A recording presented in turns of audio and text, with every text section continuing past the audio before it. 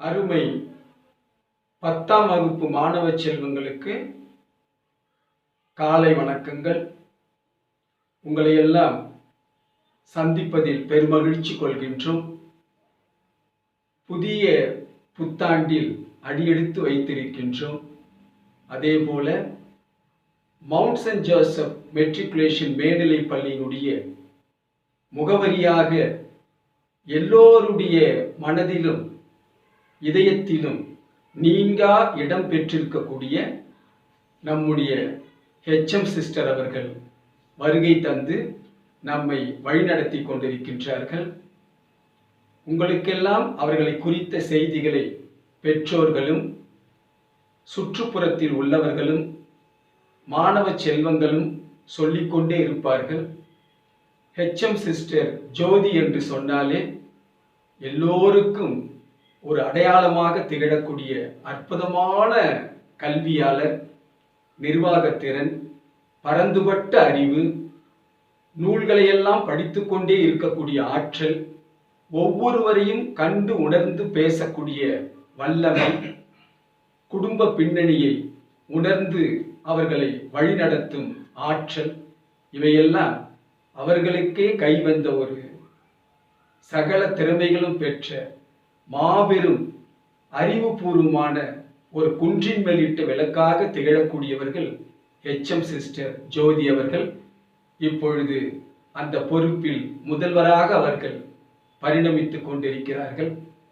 நம்முடைய HM sister ஜோதி அவர்களுடைய வாழ்த்துக்களோடு உங்களுக்கு ஒவ்வொரு ஆசிரியர் பெருமக்களும் அவர்களுடைய ஆலோசனைகளையும் அவர்களுடைய அறிவுரைகளையும் மாணவ செல்வங்களாகிய உங்களுக்கெல்லாம் எவ்வாறு இந்த பாடங்களை நடத்த வேண்டும் என்று எங்களை வியக்க வைக்கும் வண்ணமாக அவர்கள் சொல்லக்கூடிய ஒவ்வொரு சொல்லாட்சியும் ஆசிரியர் பெருமக்களாகிய எங்களுடைய மனதில் பதிந்த வண்ணம் உள்ளது.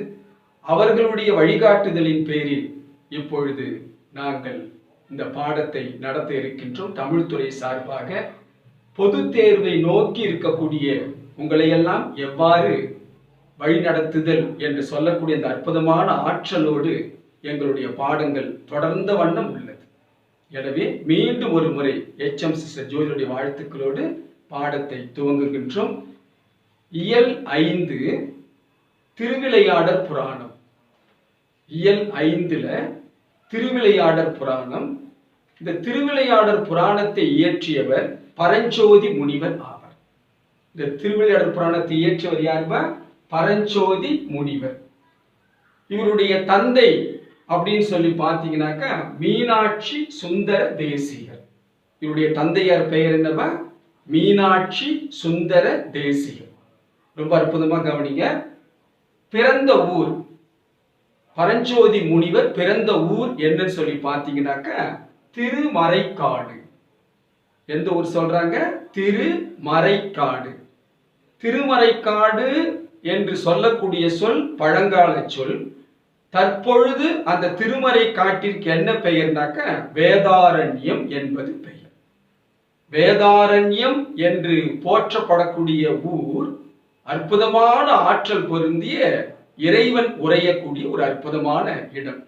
அடுத்து பாருங்க, அவருடைய காலம் அப்படின்னு சொல்லும் போது, ஏன்னா புலவர்கள் அப்படின்னு சொல்லும் போது அவர்கள் எந்த காலத்தை சார்ந்தவர்கள் அப்படின்னு சொல்லும் போது என்ன சொல்லணும்? 17ஆம் நூற்றாண்டு. பரஞ்சோதி முனிவர் வாழ்ந்த காலம் எந்த நூற்றாண்டுன்னு சொல்றாங்க? 17ஆம் நூற்றாண்டு. கவனமா பதிவு வச்சுக்கோங்க. அடுத்து பாருங்க, அவர் இயற்றிய நூல்கள். திருவிளையாடற் புராணம் மட்டும்தான் அவர் எழுதினாரா அப்படின்னு சொல்லி பார்த்தீங்கன்னாக்கா இன்னும் சில நூல்களை அவர்கள் எழுதியிருக்கிறார்கள். அதுல வேதாரண்ய புராணம் என்ன சொல்றாங்க? வேதாரண்ய புராணம். திரு விளையாடல் போற்றி கலிவென்பார். திரு விளையாடல் போற்றி கலிவென்பார். அடுத்து பாருங்க, மதுரை பதிற்று பத்தந்தாதி. மதுரை பதிற்று பத்தந்தாதி என தேர்வுல கேட்கக்கூடிய வாய்ப்பு உண்டு, பப்ளிக் எக்ஸாம்ல. பரஞ்சோதி முனிவர் இயற்றிய நூல்கள் யாவை அப்படின்னு சொன்னாக்க என்ன சொல்லணும்? வேதாரண்ய புராணம், திருவிளையாடல் போற்றி கலிவென்பார், மதுரை பதிற்று பத்தந்தாதி. இதோடு சேர்ந்து இப்பொழுதைய பாடமான திருவிளையாடல் புராணத்தையும் அவர் தான் எழுதினார். அடுத்து பாருங்க, இதுல காண்டங்கள் மொத்தம் எத்தனைன்னு சொல்லி பார்த்தீங்கன்னாக்கா 3 காண்டங்கள். காண்டம் என்று சொல்லக்கூடிய சொல்லுக்கு என்ன பொருள்னா பெரும் பிரிவு என்பது பொருள். ராமாயணத்துல உண்டு, சிலப்பதிகாரத்துல உண்டு. அந்த மாதிரி திருவிளையாடல் புராணத்துல 3 காண்டங்கள். படலங்கள் சொல்லும் போது எத்தனை? 64. படலங்கள் என்று சொல்லக்கூடிய சொல்லுக்கு என்ன பொருள்னா சிறு பிரிவு என்பது பொருள். 64 படலங்கள் கொண்டது திருவிளையாடல் புராணம்.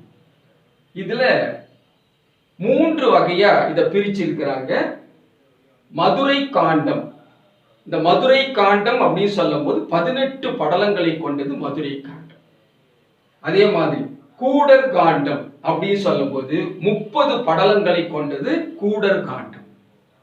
திரு ஆலவாய் காண்டம் அப்படின்னு சொல்லும் போது 16 படலங்களை கொண்டது. மொத்தம் திருவிளையாடல் புராணத்தில் உள்ள காண்டங்கள் 3: மதுரை காண்டம், கூடர் காண்டம், திரு ஆலவாய் காண்டம் அப்படின்னு சொல்லிட்டு இந்த பகுதிகளை சிறப்பா படிச்சுக்கணும். சரி, நமக்கு என்ன பாட பகுதியா இதுல இருக்குது அப்படின்னு சொல்லி பார்த்தீங்கன்னாக்கா, திரு ஆலவாய் காண்டம் என்று சொல்லக்கூடிய பகுதியில நமக்கு இந்த செய்யுளை கொடுத்திருக்காங்க. இதுல படலம் என்னன்னு சொல்லி பார்த்தீங்கன்னாக்கா, இடைக்காடன் பிணக்கு தீர்த்த படலம். இடைக்காடனார் என்று சொல்லக்கூடிய அந்த புலவருக்கு இறைவன் எவ்வாறு உயர் மதிப்பு அளிக்கிறான் என்று சொல்லக்கூடிய ஒரு தன்மையை கொண்டது. ரொம்ப அற்புதமா இருக்கு அந்த பகுதி. பார்த்தீங்கன்னாக்க உங்களுக்கு திருவிளையாடல் சொன்ன உடனே நடிகர் திலகம் சிவாஜி கணேசனும் நடிகர் திலகம் சாவித்திரி நடித்த அந்த திரைப்படம் நினைவுக்கு வரும். ஏபி நாகராஜனர். அதுல இறைவனுக்கும் நக்கீரனார் என்று சொல்லக்கூடிய அந்த பெரும் புலவருக்கு ஒரு வாக்குவாதம் வரும். தமிழினுடைய வலிமையை, தமிழினுடைய உயர்வை, தமிழினுடைய சிறப்பை மிக அற்புதமாக எடுத்துக்காட்டு விதமாக அந்த காட்சி அமைந்திருக்கும். அது நான் இடையில சொல்றேன். இதுல இந்த படல சுருக்கம், இந்த புத்தகத்தை வச்சு கவனமா கவனிங்க. ரொம்ப எளிமையான பகுதி, தேர்வுல கேட்பதற்கான வாய்ப்பு. ஒரு முறை இந்த பகுதி நாம கேட்டாக்க மனசுல ஆழமா அழகா பதியும், மறக்காத வண்ணத்தில். நல்லா கவனிக்க. பாண்டிய நாட்டை ஆட்சி புரிந்த குசேல பாண்டியன் என்னும் மன்னன் தமிழ் புலவையில் சிறந்து விளங்கினான். அரசன் ஒன்று சாதாரணமானவன் கிடையாது. கற்றறிந்த அற்புதமான ஆற்றல் வாய்ந்த சிறந்த பேரரசன். யாரு? மதுரையை ஆட்சி புரிந்த குசேல பாண்டியன் என்று சொல்லக்கூடிய அற்புதமான அரசன். கபிலரின் நண்பரான இடைக்காடனார், அவரு அற்புதமான புலவர். கபிலர் அவருடைய சிறந்த நண்பர் தான் யாருன்னு சொல்லி பார்த்தீங்கன்னாக்கா இடைக்காடனார் என்னும் புலவர் தாம் இயற்றிய கவிதையினை மன்னன் முன்பு பாட அதை பொருட்படுத்தாமல் மன்னன் புலவரை அவமதித்தான். சிலருக்கு இந்த கல்வி செருக்கு வருவாருங்க. மனிதன் ஏதாவது ஒரு வகையில திறமையா இருந்தானாக்கா அந்த திறமை வளர்ந்துன்னே இருக்கணும். ஆனா அடக்கம் மிக சிறப்பா இருக்கணும், அதை விட சிறப்பு. ஆனால்தான் எல்லாருக்கும் நன்றாம் பணிதல் அவருள்ளும் செல்வர்க்கே செல்வம் தகைத்து வள்ளுவனார் சொல்றார். எல்லாமே சிறப்பு தான், அடக்கத்தோடு இருப்பது அதை விட சிறப்பு அப்படின்னு சொல்றார். இயேசு பெருமான எடுத்துக்கிட்டீங்கன்னாக்கா அற்புதமான ஆற்றல் வாய்ந்த சிறந்த ஒரு உயர் ஞானி. ஆனா அவற்றை பார்த்தீங்கன்னாக்கா அந்த அடக்கம் இருக்கும். ஆனால்தான் இயேசுவை போல அடக்கமாயிரு, பொறுமையாயிரு. இயேசு என்று சொல்லக்கூடிய சொல்லுக்கே பார்த்தீங்கன்னாக்கா பொறுமையாக இருத்தல் என்பது பொருள் சொல்லிட்டு சான்றோர்கள்லாம் சொல்லுவாங்க. அதே போல நபிகள் நாயகம் பார்த்தீங்கன்னாக்கா அவர் என்ன சொல்றாரு? அல்லாஹ்வினிடத்து முறையிடுகிறார். எப்படி முறையிடுறாரு? அல்லாஹ்வே, இந்த பூமியின் மீது நடக்கின்ற பொழுது கூட எனக்கு மறந்தும் கர்வத்தை கொடுத்து விடாது. நடக்கின்ற நடையில கூட என்ன கூடதான், கர்வம் இருக்க கூடாதான். அப்ப எப்படிலாம் அந்த அடக்கத்தை போற்றிருக்காங்க பாருங்க. ஆனா இந்த இடத்துல இந்த அரசனுக்கு ஒரு செருக்கு வந்துருது. என்ன செருக்குனாக்கா கல்வி செருக்கு. அந்த கல்வி செருக்கின் காரணமாக கற்றறிந்த தமிழ் புலவன் கூறிய பாடலை அரசன் அவமதிக்கிறான். அவமதிக்கக்கூடிய அரசன் யாரு? குசேல பாண்டியன்.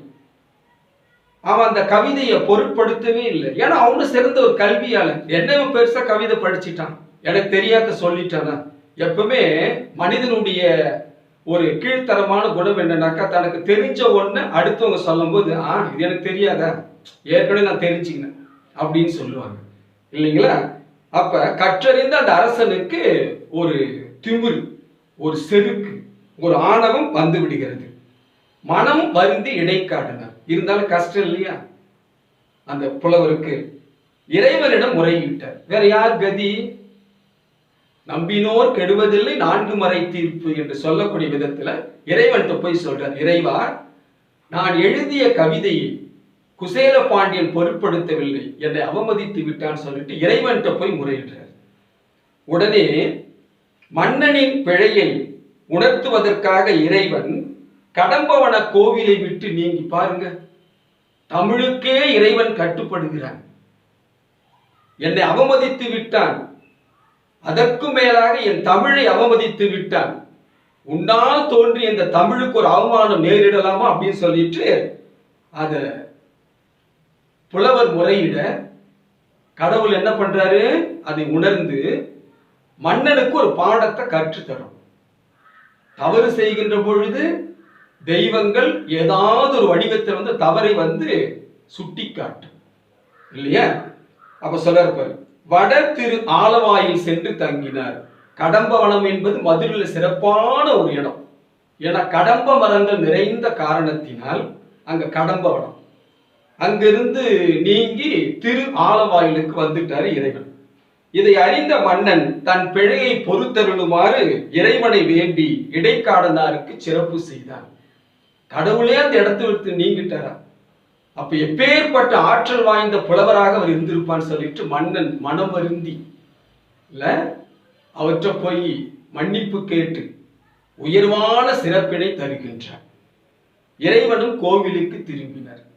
அரசன் சிறப்பானவன் தான், இருந்தாலும் இதுல இருந்து நமக்கு என்ன தெரிகிறது அப்படின்னாக்கா, செருக்கு இருக்கக்கூடாது, ஆணவம் இருக்கக்கூடாது. இன்றைக்கு பல பேருடைய திருவாயில் சொல்லக்கூடிய சொல்ல ரொம்ப திமிர் பிடிச்சவன் சார், எவனுக்கும் கண்ட்ரோல் ஆக மாட்டான். இப்படிலாம் சொல்றாங்க இல்லையா? ஏதாவது ஒரு வகையில் உயர்ந்து இருக்கும்போது அப்ப இறைவன் அரசனை நல்வழிப்படுத்தக்கூடிய ஒரு அற்புதமான பகுதியாக இருக்கிறது. செய்யுளை படிக்கிற கவனமா கவனிங்க. அந்த செய்யுளை படிக்கும் போது எப்பவுமே பிரித்து படிக்க வேண்டும். உங்களுக்கு தெரியாத செய்தி அல்ல, செய்யுளை படிக்கும் போது பிரித்து படிக்கணும். எழுதும் போது அதில் உள்ளவாறு எழுதும். இடைக்காடனார் மன்னனின் அவையில் கவிதை படித்த முதல் பாடல் பார்க்க போறோம். ரொம்ப கவனமா கவனிக்க. கழிந்த பெரும் கேள்வியினால் என கேட்டு முழுது உணர்ந்த கபிலன் தன்பால் மொழிந்த பெரும் காதல் மிகு கேள்வியென இடைக்காட்டு புலவன் தென் சொல் மொழிந்து அரசன் தன்னை காண்டு என தொடுத்த பணுவலோடு மூறி தீன் தேன் வழிந்து ஒழுகு தாரானை கொண்டு கண்டு தொடுத்து உரை பணுவல் வாசித்தான் ஆள். இவ்வளவு அற்புதமான பகுதி. இதுக்கு என்ன பொருள்? குசேல பாண்டியன் என்னும் பாண்டிய மன்னன் மிகுந்த கல்வி அறிவு மிக்கவன் என கற்றோர் கூற கேட்டார். யார் கேட்டது? இடைக்காடனார் கேட்கிறார். குசேல பாண்டியன் அற்புதமான ஆற்றல் படைத்தவன் அப்படின்னு சொல்லிட்டு உடனே கலைகளை முழுவதும் உணர்ந்த நண்பர் கபிலனின் மேல் அன்பு கொண்ட புலவர் மிகவும் இனிய தேனொழுகும் வேப்ப மாலையினை அணிந்த பாண்டியனின் அவைக்கு சென்று தான் இயற்றிய கவிதையை படித்தார். பாண்டியனுக்குரிய மாலை எது என்று சொன்னால் வேப்பம்பூ மாலை. 3 அரசர்களுக்கு 3 மாலை ரொம்ப சிறப்பு. நல்லா தெரிஞ்சுக்கணும். இது கொஞ்சம் முதுகலையில படிக்கக்கூடிய ஒரு படிப்பு. சேரனுக்கு பார்த்தீங்கன்னாக்கா பனம்பூ மாலை, சோழனுக்கு பார்த்தீங்கன்னாக்கா அத்தி ஆர் என்று சொல்லக்கூடிய அத்தி மாலை, பாண்டியனுக்கு வேப்பம்பு மாலை. இந்த வேப்பம்பு மாலை அணிந்த ஒரு சொல் வருகிறது என்று சொன்னால் அவன் அரசன். எந்த அரசன்? மதுரையை ஆட்சி செய்யக்கூடிய பாண்டிய வம்சத்தான் அப்படின்னு தெரிஞ்சுக்கணும். பனம்பு மாலையான் அப்படின்னு சொன்ன சேர நாட்டை சார்ந்த சேர அரசன். ஆத்தி அத்தி ஆர் அப்படின்னு சொன்னாக்க, அத்தி மாலை அணிந்தவன் சொன்னாக்க சோழ நாட்டை சார்ந்த சோழ வம்சத்தினுடைய அரசனாக வருவான். இது நல்லா தெரிஞ்சுக்கணும். இதெல்லாம் வந்து கொஞ்சம் TNPSC 4th group 2nd group, ஏன்னா தமிழக அரசு நடத்தக்கூடிய போட்டி தேர்வுகள்ல இந்த கேள்விகள்லாம் வரும். TET, TRB, VAO village administration officer, கிராம நிர்வாக அலுவலர், போலீஸ் அகாடமி, இது போன்ற தேர்வுகள்ல இது போன்ற வினாக்கள்ல மிக சிறப்பான வகையில கேட்பாங்க. நல்லா தெரிஞ்சுக்கணும். அப்ப தான் இயற்றிய கவிதையை படித்த போய் அரசன் முன்னால போய் படிக்கிறார். எப்படி படிக்கிறார் பாருங்க. மன்னன் தன் புலமையை மதிக்காமை குறித்து இறைவனிடம் முறையிட. கஷ்டம் இல்லை. ஒருத்தர் ஒரு செயலை செய்யும் போது பாராட்டணும். அந்த செயல் சரியில்லை என்று சொன்னால் இப்படி செஞ்சா நல்லா இருக்கும் அப்படின்னு சொல்லிட்டு சொல்லணும். பாத்தீங்கன்னாக்க இப்ப ஏழிசை வேந்தர் டி.எம். சௌந்தரராஜன் அவருடைய பாடல் ஒலிக்காத நாட்களே கிடையாது, ஒலிக்காத நாடுகளே கிடையாது. அவ்வளவு அழகான தமிழ் உச்சரி, ஒவ்வொரு சொல்லையும் உணர்ந்து வாங்கி கொண்டு பாடக்கூடிய ஆற்றல் டிஎம்எஸ் ஐயாவுக்கு உண்டு. அவர்கிட்ட போய் ஒரு 3 வயது குழந்தை கூட பாடினாக்கா அவருக்கு பிடித்த பாடல் இல்லை அவர் பாடிய பாடல் ஏதோ ஒன்று பாடுறாங்கன்னு வச்சுங்க, முன்னாடி போய் நின்றுக்குன்னு நல்ல பேரை வாங்க வேண்டும் பிள்ளைகளே, நம் நாடு என்னும் தோட்டத்திலே நாளை மலரும் முல்லைகளை பாடும்போது டிஎம்எஸ் ஐயா அதை கூர்ந்து கவனிப்பார். ஏன்னா அவரை போல ஒரு இசை ஜாம்பவான் கிடையவே கிடையாது.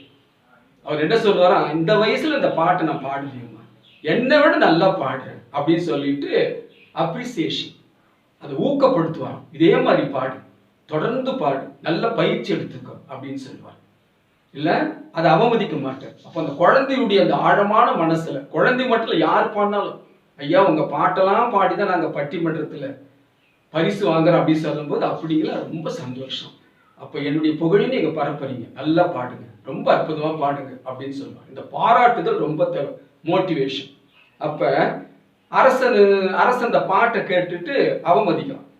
சந்நிதியில் விழித்து எழுந்து தமிழறியும் பெருமானே, தன்னை சார்ந்தோர் நல்நிதியே, திரு ஆலவாய் உடைய நாயகனே. இறைவா, ஆலவாய் நாயகனே, நான் போயிட்டு இந்த பாடலை குசேல பாண்டியன் முன்னால் பாடினேன். நாயகனே நகுதார், சிரிச்சான். வேம்பன், வேம்பன் சொல்லும் போது என்ன, வேப்பம்பு மாலை அணிந்த பாண்டியன். பொன் நிதி போல் அளவு இறந்த கல்வியும் மிக்கு உளன் என்று புகழ கேட்டு சொல் நிறையும் கவி தொடுத்தேன், அவமதித்தான் சிறிது முடிவு துலக்கான். அற்புதமான சொல்லாட்சி மிக்க கவிதையை நான் தொடுத்தேன். என கவிதையை தொடுத்தல், பூக்களை தொடுத்து மாலையாக உருவகிப்பது போல அந்த சொற்களை தொடுத்து கவிதை மாலை கொடுத்தாரா. ஆனா அந்த குசேல பாண்டியன், இறைவா என்னை ஏற்றுக்கொள்ளவில்லை, என் தமிழையும் என்னையும் அவமதித்தான் அப்படின்னு சொல்லிட்டு சொன்னார். இதுல தார் என்று சொல்லக்கூடிய சொல்லுக்கு மாலை என்பது பொருள். தார்னா என்னப்பா, மாலை அப்படின்னு சொல்லிட்டு சொல்லும். நல்ல ஞாபகம் வச்சு, அறிஞர் பொருள். என்னை இகழ்ந்தென்னோ சொல் வடிவாய் நின்னிடம் பிரியா இமய பாவை, உன்னை விட்டு நீங்காத இமயப்பாவை. யாரு, மதுரை அப்படின்னு சொன்னாக்க சுந்தரேஸ்வரர். உடன் தாயார் யாரு, மீனாட்சி இல்லையா. தன்னையும் சொல் பொருளான உன்னையுமே இகழ்ந்தனர். அவன் என்ன அவமதிக்கலப்பா, உன்னை அவமதித்தான், நீ கொடுத்த தமிழை அவமதித்தான் அப்படின்னு சொன்னான். இதுக்கு எனக்கு ஏற்பட்ட அவமானம் அல்ல, உனக்கு ஏற்பட்ட அவமானம். என் தனக்கு யாது என்ன முல்லை பொழிந்து, எவ்வளவு அழகான வார்த்தை பாருங்க. இடைக்காடன் தனியாத முனிவு ஈர்ப்ப முந்தி சென்றான், அன்ன உரை திருச்செவியின் ஊறுபாடு என உரைய அருளின் மூர்த்தி. உரைக்கிறார். எப்படி சொல்றாரு, இறைவனிடம் பாண்டியன் என்னை இகழவில்லை, சொல்லின் வடிவாக உன் இடப்புறம் வீற்றிருக்கும் பார்வதி தேவியையும் சொல்லின் பொருளாக விளங்கும் உன்னையுமே அவமதித்தான். இது எனக்கு ஏற்பட்ட அவமானம் அல்ல, உனக்கும் உன்னுடன் உரைகின்ற தேவியாருக்கும் நீங்கள் இருவரும் கொடுத்த தமிழுக்கு ஏற்பட்ட அவமானம் என்று அந்த புலவர் சொல்லுகிறார். அப்ப எந்த அளவுக்கு அந்த தமிழ் மீது ஒரு மாறாத காதலாக அவர்கள் மீது இருக்கிறது பாருங்க. முனிவு கொண்டு சொன்னார். முனிவுனா என்ன அர்த்தம்? சினம் கொண்டு. இறைவன் கோவிலை விட்டு நீங்குதல். இந்த இடத்துல தான் கவனிக்கணும். நல்ல மெய் சிலிர்ப்பான நிகழ்ச்சியில் அப்ப பார்க்கலாம். இறைவனை பார்த்தாரு. போன இடைக்காடனுக்கும் கபிலனுக்கும் அகத்து வகை பொலியும் மாற்றான் ஞானமயமாகிய தன் லிங்க உரு மறைத்து நங்கையோடும் வானவர்த்தம் பிரான் எழுந்து புறம் போய்த்தன் கோவிலின் நேர் வடவால் வையை. கோவிலுக்கு நேராக இருக்கக்கூடிய வடக்கு புறமாக வையை. மதுரையில் ஓடக்கூடிய ஆறுக்கு என்ன பேரு? வையை ஆறு, குறிப்பாக வைகை அப்படின்னு சொல்லுவோம். ஆன நதி தென்பாலோர் ஆலயம் கண்டு அங்கு இனிதின் அமர்ந்தான் மண்ணோ அப்படின்னு சொல்றேன். கோவிலை விட்டு வெளியேறி இடைக்காடனாருக்கும் அவர் நண்பராகிய கபிலருக்கு மனமகிழ்ச்சி உண்டாக்க நினைத்தார். ஓஹோ, இவ்வளவு சினம் கொண்டு இந்த புலவர் பேசுகிறாரு. அதுவும் தமிழ் மீது தமிழையே சுவாசித்துக் கொண்டிருக்கக்கூடிய இவருக்கு இப்பேற்பட்ட ஒரு இக்கட்டான சூழ்நிலையா? தமிழை அவமதிக்கலாமா அப்படின்னு சொல்லிட்டு அந்த புலவர்களை மகிழ்ச்சி படுத்துவதற்காக இறைவன் ஆலயத்தை விட்டு நீங்கி திரு ஆலவாயில் சென்று தங்குகிறார். எங்கிருந்து எங்க போறாரு? கடம்ப வனத்தை விட்டு நீங்கி திரு ஆலவாயிலுக்கு போறாரு. ரொம்ப அற்புதமான பகுதி, நல்லா கவனிங்க. கோவிலை விட்டு நீங்கிய காரணம் அறியாது மன்னன் இறைவனை வேண்டுதல். அவருக்கு வந்து செய்திகள் சொல்றாங்க, இறைவன் அங்கு இல்லை அப்படின்னா எப்படி இருக்கும் அரசனுக்கு? தூக்கி எறி போடாது. அல்லதை என் தமரால் என் பகைஞரால் கல்வரால் அரிய காணத்து எல்லை விலங்கு ஆதிகளால் இடையூறு இன் தமிழ் நாட்டில் எய்திற்றாலோ வருகிறான் அரசன். தொல்லை மறையவர் ஒழுக்கம் குன்றினரோ தவம் தருமம் சுருங்கிற்றலோ இல்லறனும் துறவரனும் பிழைத்தனவோ யான் அறியேன் எந்தாய் எந்தாய். இந்த எந்தாய் என்று சொல்லக்கூடிய சொல்லுக்கு என்ன பொருள்னா, என் தந்தையே. இறைவன் தான் தாயும் தந்தையுமாக இருக்கிறான். அம்மையப்பன் சொல்லும். அவங்கவுங்க மதத்துக்கு அவரவர்களுடைய இறைவன் அம்மையப்பனாக இருக்கிறார். இயேசுவாருடைய மதத்துக்கு அவர் அம்மையப்பன். இஸ்லாமிய சமுதாயத்துக்கு அல்லாஹ் அம்மையப்பனாக இருக்கிறார்.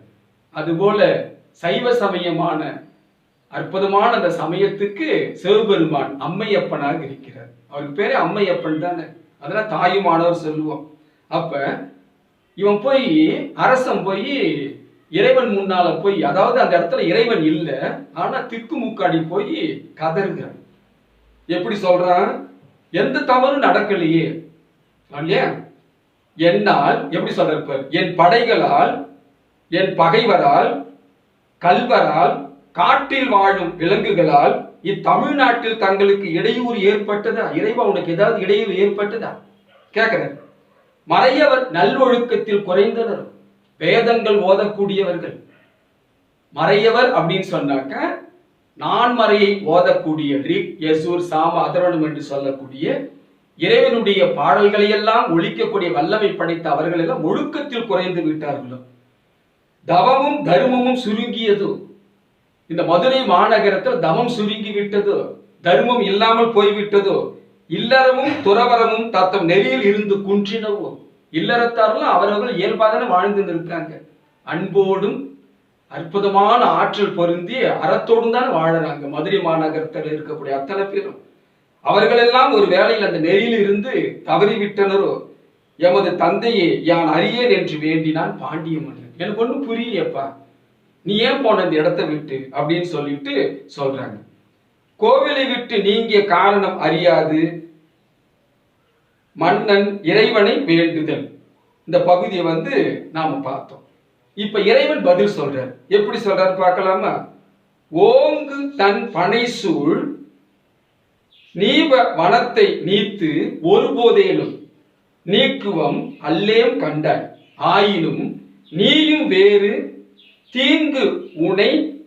இந்த இடத்துல உனைன்னு சொல்லும் போது உன்னை அல்லை காடன் செய்யுளை இகழ்ந்தாலும். காடன் தான் யாரு அப்படின்னு சொல்லி பார்த்தீங்கன்னாக்கா இந்த இடத்துல இடைக்காடனார். அப்ப புலவருடைய பெயரை இறைவன் சொல்றான். இடைக்காடனார் பாடிய அந்த கவிதையை நீ ஏன் கேட்கவில்லை? இகழ்ந்தாலோ, இகழ்ந்து பேசுனியா, ஆங்கு அவன் இடத்தில் யாம் வைத்த அருளினால் வந்தேன் என்னா அப்படின்னு சொல்ற. இறைவன் மன்னரிடம் எப்படி சொல்றான்? சிறந்த குளிர்ந்த வயல்கள் சூழ்ந்த கடம்ப வனத்தை விட்டு ஒருபோதும் நீங்க மாட்டோம். இடைக்காடனார் பாடலை இகழ்ந்த குற்றம் தவிர வேறு குற்றம் உன்னிடம் இல்லை. உங்ககிட்ட எந்த தப்பு இல்லைப்பா. இந்த கல்வி செருக்காகிய ஒரு ஆணவம் தான் உங்ககிட்ட இருக்குது தவிர மற்றபடி நாடு நகரம் அத்தனையும் சிறப்பா இருக்கு. இல்லறத்தார் துறவரத்தார் அற்புதமாக இருக்காங்க, மறையவர்கள்லாம் அற்புதமா இருக்காங்க, பகை கிடையாது. வயல் சூழ்ந்த இந்த இடத்தை விட்டு நான் போக மாட்டேன். ஏன்னாக்கா இடைக்காடனார் அழுது புலம்பிய காரணத்தினால் அவருடைய சொல்லுக்கு கட்டுப்பட்டு இங்கு நான் வருகின்றேன் அப்படின்னு சொல்றார். இடைக்காடனார் மீது கொண்ட அன்பினால் இவ்வாறு இங்கு வந்தோம் என்றார். இவ்வளவு அற்புதமா இறைவனே பேசுறாரு இல்ல? அப்ப இறைவனே பேசக்கூடிய இந்த சொல்லாட்சிய நாம சொல்றனாக்க எப்படி இருக்கும்? இப்ப பைபிள்லாம் சொல்லும் போது கடைசியில் நாம் என்ன சொல்றோம்? இந்த கொரோனா காலத்துல நோய் நொடியா இருக்கக்கூடிய எல்லாருக்கும் பிரார்த்தனை செய்யறோம். செய்யும் போது என்ன சொல்றோம் அப்படின்னாக்கா, அவருடைய நோயெல்லாம் குணமடையும் அப்படின்னு சொல்றோம். வாதை உன் கூடாரத்தை அணுகாது இல்லையா? அப்படி சொல்லும் போது முடிக்கும் போது என்ன சொல்றாங்க? இது ஆண்டவர் வழங்கும் அருள் வார்த்தை, இறைவா உமக்கு நன்றி. இறைவன் சொன்ன அந்த வார்த்தையை நாம சொல்றோம் அப்படின்னாக்கா எவ்வளவு பெரிய தவம் செய்திருந்தால்தான் அந்த சொல்லை நம்முடைய திருவாயில் வரும். இப்ப திருவம்பாவை திருப்பாவையெல்லாம் பாடுறாங்க மார்கழி மாசத்துல. அப்ப அந்த திருப்பாவை திரும்பாவை பாடுறாங்க அப்படின்னாக்கா ஆண்டாள் நாச்சியார் சொன்ன சொற்களை நாம சொல்றோம். மார்கழி திங்கள் மதி நிறைந்த நன்னாளால் நீராட போதுவீர் போதுமினோ நேரெழியர். இது நாமளா உற்பத்தி பண்ணதில்லை, நாமளா எழுதுந்து கிடையாது. ஆண்டாள் நாச்சியாருடைய திருவாயில் இறைவனை நோக்கி பாடிய அந்த பாடல், அந்த சொல்ல நீ நாம சொல்றோம் அப்படின்னாக்கா அது காரணம் என்ன? முற்பிறவியில் தவம் செய்தால் மட்டும்தான் அத்தகைய சொல்ல நம்முடைய திருவாய்க்கு வரும். திருவம்பாவை திருவண்ணாமலையில் இயற்றிய மாணிக்க வாசகருடைய திருவம்பாவையை சொல்றாங்க. ஆதியும் அந்தமும் இல்லா அருட்பெரும் ஜோதியை யான் பாட கேட்டேயும் வாழ்த்தடங்கன் மாதே வளருதியோ வன் செவியோ நின் செவிதா அப்படின்னா மாணிக்க வாசகர் சொன்ன சொல்லாட்சி. நாம எழுதல இல்லையா? அப்ப மாணிக்க வாசகர் சொன்ன அந்த சொல்ல நாம சொல்றோம்னாக்கா முற்பிறவி தவத்தினுடைய பயன் இருந்தால் மட்டுமே முடியும் சொல்லிட்டு சான்றோர் பெருமக்கள் எல்லாம் சொல்றாங்க. இப்ப இறைவனே சொல்றாரு அப்படின்னாக்கா அப்ப இறைவன் சொன்ன அந்த சொல்ல நாம் என்ன பண்றோம்? இந்த இடத்துல சொல்றோம். அடுத்து சொல்லி முடிச்ச உடனே மன்னன் தன் பிழையை பொறுத்து அருளுமாறு இழடு வேண்டுதல். இப்ப மன்னன் உணர்ந்து விட்டான். ஒரு தவறு செய்யறவங்க அந்த தவறை சுட்டி காட்டுகின்ற பொழுது திருந்தணும். தவறுக்கு மேல தவறு செய்கின்ற பொழுது என்னன்னாக்கா அதை விட ஒரு பாவம் உலகத்தில் எதுவுமே கிடையாது. பைபிள் சொல்லும், நீ இறைவனிடத்து ஒப்பு கொடுக்க வேண்டும். நீ பேசக்கூடிய சொல், உன் வாழ்வியல் நடைமுறைகளை அங்கு போய் நீ பதில் சொல்லணும் அப்படின்னு சொல்லிட்டு சான்றோர்கள் எல்லாம் சொல்லுவார்கள். அதே போல சைவம், வைணவம், வர்த்தமானர், கௌதம புத்தர், குருநானக் போன்ற மகான்கள் எல்லாம் அந்த ஒரு தவறை சுட்டி காட்டுகின்ற போது திருத்தி கொள்ள வேண்டும். ஆனா சில திருத்திக்க மாட்டாங்க. தவறுக்கு மேல தவறு செய்பவன் திருந்துவானோ அப்படின்னு சொல்ற மாதிரி திருத்தி கொள்ள மாட்டார். அப்ப இறைவன் அவருக்கு ஏதாவது வடிவத்தில் என்ன பண்ணுவாங்க? அதை உணர்த்துவதற்கான ஒரு சமயத்தை சந்தர்ப்பத்தை கொடுப்பார். இப்ப மதுரையே ஆட்சி செய்யக்கூடிய அரசன் அவனுக்கான ஒரு வீக்னஸ், சும்மா அதை அப்படிதான் சொல்லுவாங்க. எவ்வளவு பெரிய மனிதன் இருந்தாலும் ஏதாவது ஒரு வகையில ஒரு குறைபாடு இருக்குன்னு சொல்லும் போது அந்த குறைபாடை கூட அவங்களுக்கு என்ன பண்ணும்? சில நேரத்துல திருந்தி வாழுகின்ற பொழுது உயர்ந்த இடத்துக்கு போவாங்க, திருந்தி வாழாத பொழுது முகவரி இல்லாம போயிடுவாங்க. ஆனா இந்த இடத்துல உடனே மன்னன் இறைவன் சொன்னதை கேட்டுக்கணும். இதுதான்பா காரணம், நான் கடம்ப வனத்தை விட்டு ஏன் அங்க போன திரு ஆலவாயில்னாக்கா நீ இடைக்காடனாரை அவமதித்த. இடைக்காடனர் என்ன பண்ணாரு? சாதாரணமா சொல்லல இந்த செய்திகள். என்னையும் இந்த உலகத்தையே காக்கக்கூடிய தாயாக உள்ள என்னுடைய இடபாகத்தை பெற்றிருக்கக்கூடிய தேவியாரையும் நாங்கள் கொடுக்கின்ற தமிழையும் அப்படின்னு சொல்லிதான் சொன்னார்கள். அதனால அது அவருக்கு மட்டும் ஏற்பட்ட அவமானம் அல்ல, இது எங்களுக்கும் ஏற்பட்ட அவமானம், அனைத்துக்கும் மேலாக தமிழுக்கு ஏற்பட்ட அவமானம் என்று இங்கு விட்டேன்னு சொல்றேன். இப்ப புரியுதுல அந்த பாடம்? அப்படியே கவனிங்க. பெண்ணினை பாகம் கொண்ட யாரு? சிவபெருமான். பெருந்தகை பரமயோகி விண்ணிடை பொழிந்த மாற்றம் மீனவன் கேட்டு. மீனவன் சொல்லும் போது என்ன அப்படின்னாக்க, இந்த இடத்துல பாண்டியனுடைய கொடி மீன் கொடி. பாண்டியனுக்குரிய கொடி எது? மீன் கொடி. ஒவ்வொரு நாட்டுக்கு ஒரு கொடி இருக்கு. சேரனுக்குரிய கொடி எது? வில் அம்பு. சேரனுக்குரிய கொடி எதுவா? வில் அம்பு. சோழனுக்குரிய கொடி எது அப்படின்னு சொல்லி பார்த்தீங்கன்னாக்கா புலி. இந்த 3 ஞாபகம் வச்சுக்கணும். டீச்சர்ஸ் ரெக்ரூட்மெண்ட் போர்டுல இந்த கேள்வி கேட்டிருந்தாங்க. சேரனுக்கு வில் அம்பு, சோழனுக்கு புலி, பாண்டியனுக்கு கயல் என்று சொல்லக்கூடிய மீன். அந்த கொடிகளை ஞாபகம் வச்சுங்க. தமிழக அரசர்கள் அல்லவா, இதெல்லாம் உங்களுக்கு போட்டி தேர்வில் கேட்பார்கள், நம்முடைய பொது தேர்வில் கேட்பாங்க. மீனவன் அப்படின்னு சொன்னாக்க பாண்டியனை குறிக்கும். வேம்பன் அப்படின்னு சொன்னா பாண்டியனை குறிக்கும். இதெல்லாம் அடையாளம். வானோர் புண்ணிய சிறியோர் குற்றம் பொறுப்பது பெருமை அன்று, எண்ணிய பெரியோருக்கு எண்ணா ஏந்தினன் இறைஞ்சினானே அப்படின்னு சொல்றார். சிறந்த குளிர்ந்த வயல்கள் சூழ்ந்த கடம்பவனத்தை விட்டு ஒருபோதும் நீங்க மாட்டோம். இறைவனுடைய தன்மையின் காரணமாக அவர் சொல்லக்கூடிய அந்த சொல்லாட்சி ஏன் இங்க வந்துட்டு அப்படின்னு சொன்னாக்க, வானிலிருந்து ஒழித்த இறைவனின் சொற்கேட்டு பாண்டிய மன்னன் உமையை ஒரு பாகத்திற்கொண்ட மேலான பரம்பொருளை புண்ணியனை சிறியவர்களின் குற்றம் பொறுப்பது பெரியவர்களுக்கு பெருமை அல்லவா என்று தன் குற்றத்தை பொறுக்க வேண்டி போற்றினான். சிறியவனாகிய நான் தமிழை இடைக்காடனாரை இகழ்ந்து விட்டேன். சிறியோர்கள் செய்யக்கூடிய தவறை பெரியோர்கள் பொறுப்பது சிறந்தது. எப்பவுமே தவறு செஞ்சிட்டான்னு சொல்லிட்டு அதை மேல அடிச்சு எல்லாருக்கும் சொல்லக்கூடாது இல்லையா? அந்த தவறு செய்தவன் மன்னிப்பு கேட்கின்ற பொழுது மன்னித்தேன். அதனால இப்ப எல்லாமே ஒரு சாதாரணமா தெரியாம போறோம், கால் இடிச்சிடுச்சு, இல்லை இடிச்சிட்டு அப்படின்னா சாரி சார், இப்ப சாதாரணமா சொல்றோம் மன்னிச்சுக்குங்க அடிச்ச பரவாயில்லப்பா பரவாயில்ல அப்படின்னு சொல்லிட்டு சொல்றோம். அப்ப அந்த மன்னிப்பு என்று சொல்லக்கூடிய அந்த சொல் கொடுக்கணும். ஆனால்தான் கவியரசு கண்ணதாசன் சொல்லுவார், மன்னிக்க தெரிந்த மனிதனின் உள்ள மாணிக்க கோயிலடா. இதோட சொல்லு எப்படி சொல்லும் பாரு. இறைவன் அது மாணிக்க கோயிலாம், சாதாரண கோயில் இல்லை, மாணிக்கத்தால் செய்யப்பட்ட கோயிலாம். யாருடைய உள்ளமா? மன்னிக்க தெரிந்த மனிதனின் உள்ள மாணிக்க கோயிலடா. அப்ப இறைவன்கிட்ட போய் நாம செய்த தவறை ஒப்பு கொடுத்தோம் என்று சொன்னார், இந்த தவறை நான் செய்து விட்டேன், மீண்டும் செய்ய மாட்டேன், என்னை நீங்கள் தான் தடுத்தாட்கொள்ள வேண்டும், வழி நடத்த வேண்டும், ஒப்படைச்ச இறைவன்கிட்ட போயிட்டு நாம் ஒரு செயலை செய்யும் போது நமக்கே தெரியும் இந்த செயல் சரி, இந்த செயல் தவறு அப்படின்னு சொல்லும் போது, இப்ப மன்னனுக்கு உணர்த்திட்டார் இறைவன். யார் மூலமா? இடைக்காடல் மூலமா உணர்த்திட்டார், அந்த இடத்தை விட்டு நீங்கி. இப்ப மன்னன் திருந்தவில்லை என்று சொன்னால் அகங்காரத்தின் உச்சில, ஆணவத்தினுடைய உச்சில அவன் இருப்பான்.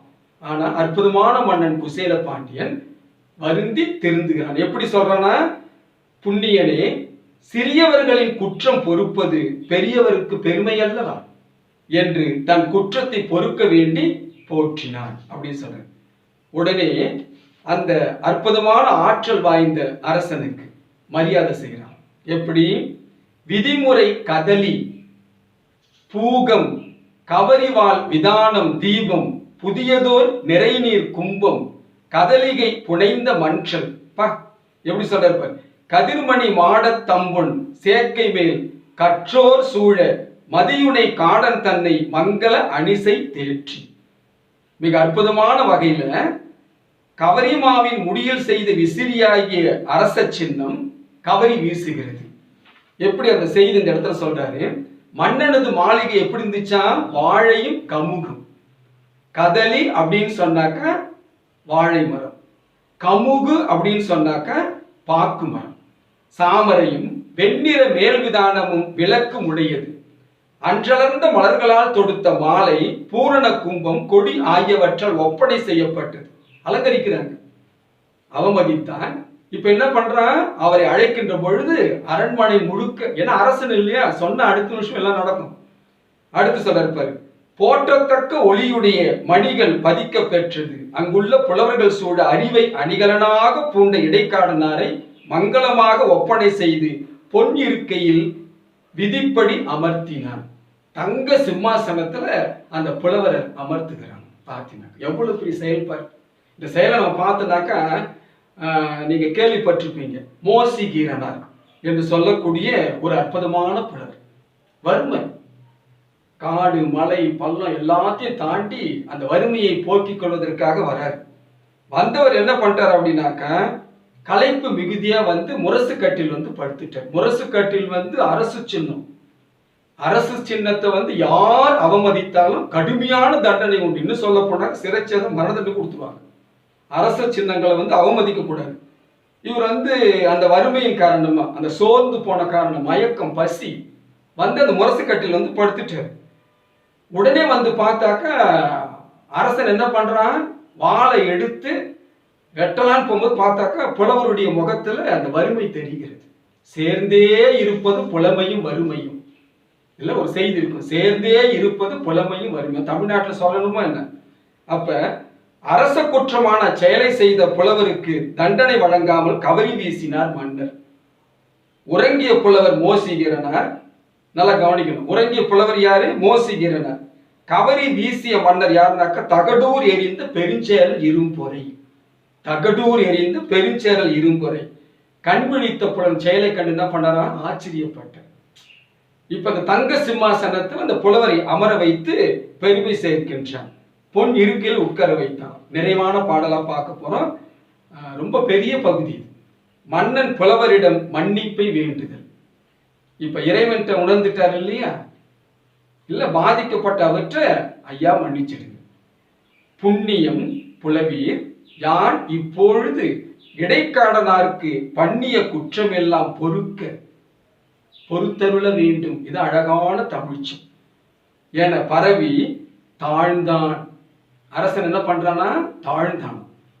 நுண்ணிய கேள்வியோரும் மன்னனி நுவன்ற சொல்லா தண்ணிய அமுதால் எங்கள் கோபத்தை தணிந்தது என்ன அப்படின்னு சொல்லிட்டு இது வந்து மனப்பாட பகுதி, கவனமா படிச்சுட்டு. பாண்டியன் புண்ணிய வடிவான புலவர்களே, நான் இடைக்காடனாருக்கு செய்த குற்றத்தை பொறுத்து கொள்ள வேண்டும் சொல்றார். பார்த்தியா? அப்ப தமிழுக்கு எவ்வளவு பெரிய சிறப்பா இருக்கு என்று பணிந்து வணங்கினான். நுண்ணிய கேள்வி அறிவுடைய புலவர்களும், மன்னா நீ கூறிய அமுதம் போன்ற குளிர்ந்த சொல்லால் எங்கள் சினமான தீ தணிந்தது. எங்களுடைய சினமான தீ தணிந்தது. எனக்கு உடன் இருக்கக்கூடிய புலவர்களுக்கு இப்படி ஒரு அரசன் புலவரை அவமானப்படுத்தலாமா அப்படின்னு சொல்லி கேட்பாரு இல்லையா?